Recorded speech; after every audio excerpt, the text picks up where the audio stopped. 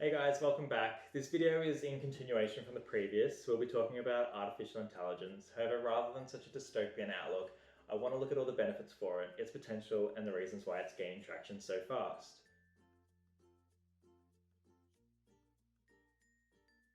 Now, when we think of artificial intelligence, we think of many things. Sometimes it's lifelike robots or an intangible personality that communicates with us through devices such as Alexa and Google Home.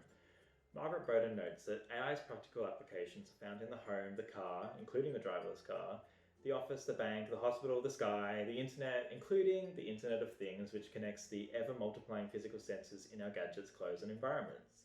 It also has many other uses that you might not be aware of, such as artificial intelligence in banking, which is used to help detect fraud and provide customer support. More importantly, it's used to monitor card usage and endpoint access to analyze the behaviors of transactions and prevent card fraud, which has already saved millions for that industry. Artificial intelligence can also be seen making huge leaps in the finance industry, with predicting patterns and trends, and also the marketing industry through the consumption of users' data to create algorithms that will increase profitability, such as Netflix and Facebook ads, for example.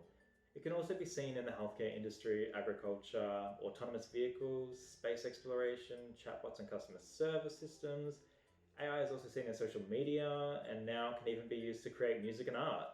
Essentially, it's starting to become all around us. However, I really want to focus on its more practical uses for the everyday person within the home. Looking at where we might see it going in its future, the benefits it could create to us by making our lives a bit easier, and why we want it so badly. Let's start off with what tech can be seen on the outside of a house that features artificial intelligence today. Security systems already have the ability to turn on lights for optimal camera recording, as well as record video once motion is detected. There is now technology that can alert us if the dog escapes the yard or if mail's been delivered in the letterbox. Automated garage doors that open and close once the car's nearby. We even have a sprinkler system that knows the weather forecast and will only water the garden when rain isn't expected. All of this has to be controlled by an AI hub, which then alerts the homeowner if necessary.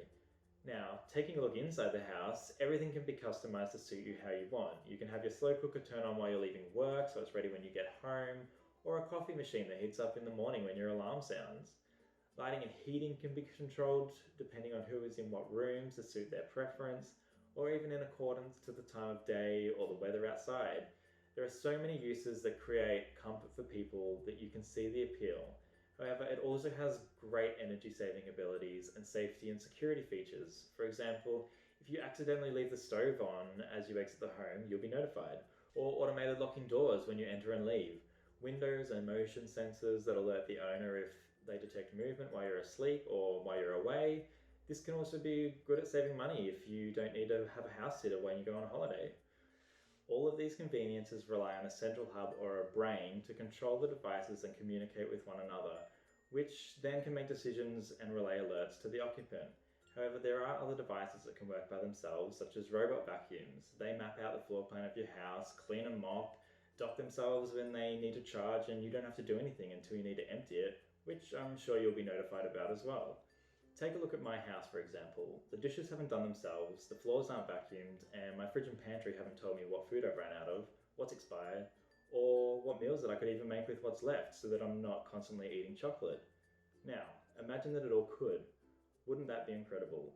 Well, realistically, it's not that far off. We're already seeing smart fridges being developed alongside apps where they can alert you if you've run out of your product, and robo vacuums that clean your house while you're at work. Just a disclaimer, my house isn't normally that messy, it was just for creative purposes. But soon it won't be long until we see our AI hubs are compiling the shopping list for us from our pantry and fridge, lodging them through local supermarkets online, picking a delivery time when they know we are home, and paying for them with our linked credit cards. It sounds fantastic not having to worry about all these things that manage to take up hours of our week. However, as Webb notes, one concern with this is that consumers will rely on technology to do everything for us, and we will lose our independence from technology. This could be an issue, but you can see why it gains so much traction in households, because there are many other things that people would like to be doing with their time rather than household chores. It would allow much more time for social activities, family time, exercise, hobbies, even undertaking more work if you wanted to do that. I'm sure we can all relate to the feeling of the weekend finally coming around, but by Sunday you're annoyed at yourself for wasting half of it and catching up on housework and running errands.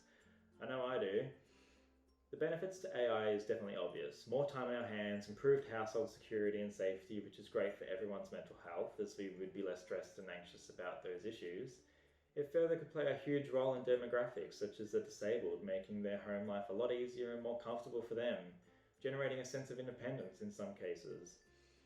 I know with myself being a gardener and servicing aged care and disabled or injured clients, they depend on me to maintain their outdoor spaces as they just simply can't. However, now there are robotic lawnmowers being developed that work like robot vacuums and power themselves through solar panels. These are making a huge impact in large outdoor spaces like golf courses as they can cut down maintenance expenses by hundreds of thousands of dollars. But they would also be greatly helpful in a domestic application too for people that do rely on gardeners. It almost sounds like I'm talking myself out of a job. Anyways, another interesting development for artificial intelligence in relation to the household is Aristotle by Mattel. It's an artificial intelligence hub that is designed to aid parents in protecting, developing, and nurturing their children through all different developmental stages.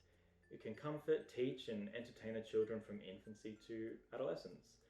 Aristotle incorporates AI voice, sight, and sounds into its hub and camera. Some examples of what Aristotle can do is help soothe a crying baby, purchase diapers or find online deals, reinforce good manners in kids, and even teach them a foreign language. This sounds like it could be incredibly useful to parents, especially ones with multiple children at different ages or who even just both work full time and need some extra help around the house. However, it does also pose some concerns with how much information is being collected and stored on our children. Also, if them being nurtured and entertained by technology, will they develop other social and developmental issues as these actions are usually done by the parents or a carer? Another interesting point made by Olson is all details are intimate details in the home, and the smart home lays them bare. This can be quite concerning in regards to data collection and even audio recordings or camera footage if a device like this was to be hacked. However, do the benefits of this technology outweigh the potential risks? I guess that's for us to decide.